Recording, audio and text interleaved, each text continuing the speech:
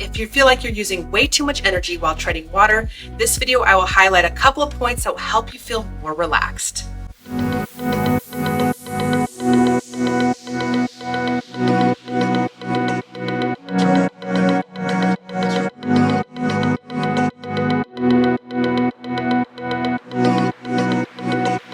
Hey swimmers, welcome back to the SWIMVICE channel. I'm Coach Mandy and today's quick tip video is on treading water, why you feel that you're using way too much energy, and steps to help you feel more relaxed and comfortable and allow the water to work with you.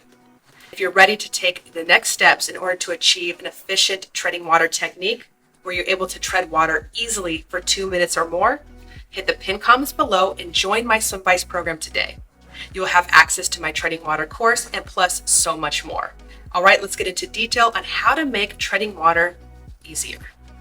Okay, swimmers, so in this video, I will show you how to conserve your energy while treading water. So first, I will demonstrate from 2 different viewpoints, both above and below, and I will also explain some simple tips to help make treading water feel much easier. Plus, I have also demonstrated 2 minutes nonstop in a deep pool so you can see it in full motion without any breaks. And also I will show you in this video, or I will uncover why you feel uncomfortable or breathless while treading water. So the first point in helping make treading water feel much easier and more relaxed is you want to aim to always have your legs and your arms wider. This provides a much more stable and easier platform to sit up higher. So when you see in this freeze frame right here, you can see that my legs and my arms are wider apart. And at the same time as I'm doing a egg beater kick with my legs, I am also keeping my arms extended further out and I'm sculling with my hands. Both of those actions help you sit up higher on the surface of the water, and the full key is to relax and stay in a relaxed state while doing so. This way you keep the tension in your extremities, which is your hands, your arms, and your legs, going into that full egg beat pattern and also sculling with your hands. So to reiterate again, you must be in a relaxed and calm state in order to let these movements occur. If you're new to the channel or you've been watching my content, be sure to hit the red subscribe button below. That way you stay notified for new content weekly and you also show your support for the channel. The second tip in order to make it feel easier is you want to get over the fear of deep water. Let me explain. So in this freeze frame right here, I naturally sit lower. My face or my mouth and nose are under the water at this time.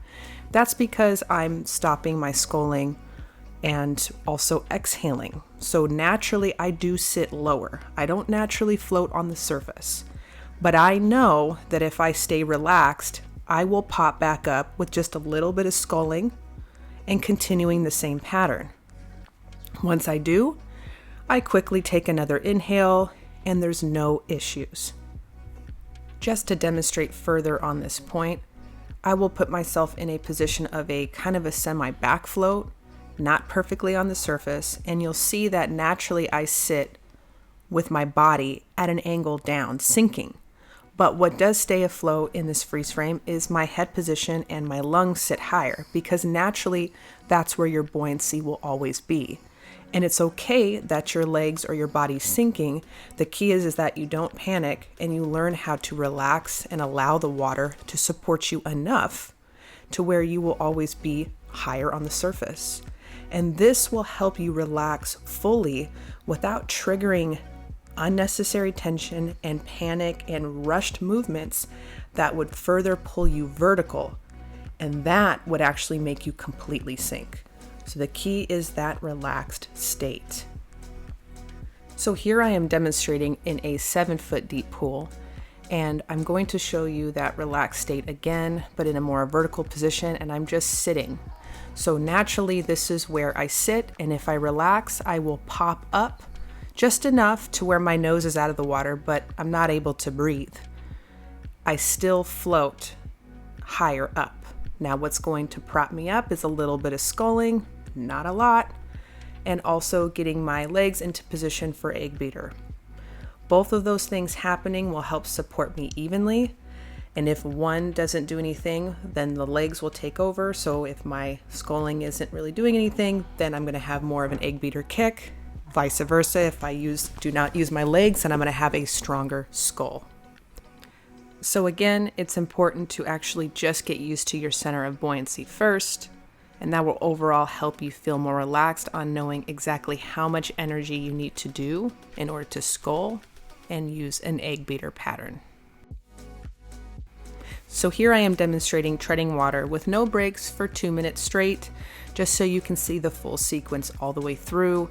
And this is the easiest and most efficient way to tread water because one, I don't have to have my hands out of the water. It's just a light scull with a light version of treading water in an egg beater pattern. And I'm maintaining keeping my head above water. From time to time, I dip under, have my mouth underwater because I know that I'm exhaling. And of course, I go into this rhythmic pattern both with my breathing and also the pattern of movements. All of this is much easier to execute. You can, if needed, be able to tread water for 10 minutes or more with this type of pattern and conservation of energy.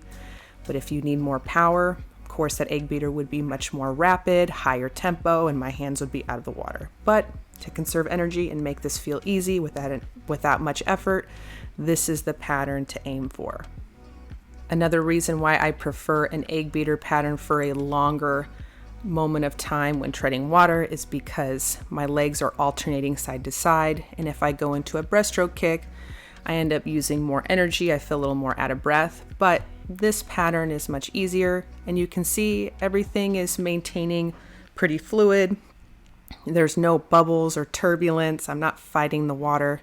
I'm just working with it and keeping my buoyancy where it's at, which again is not perfectly on the surface. So a lot of misconception with treading water is you have to be perfectly sitting up high, and that's not the case. Your body is buoyant, but you have to trust it. You have to trust the water will meet you halfway. And then due to your relaxation and your movements being smooth and fluid and not fighting or panicked, you'll be able to tread water much easier. So lastly, the reason why you feel out of breath, exhausted, and panicked when treading water is due to the fight or flight response and not trusting that you can actually float. Once you've established that, then treading water can be a much more enjoyable experience. Okay, swimmers, after watching this video, if you feel that you can relate to adding way too much energy to your treading water technique, let me know in the comments below. You can also go to swimvice.com for more resources to help with your swim training. All right, swimmers, enjoy your practice, and I will see you all next week.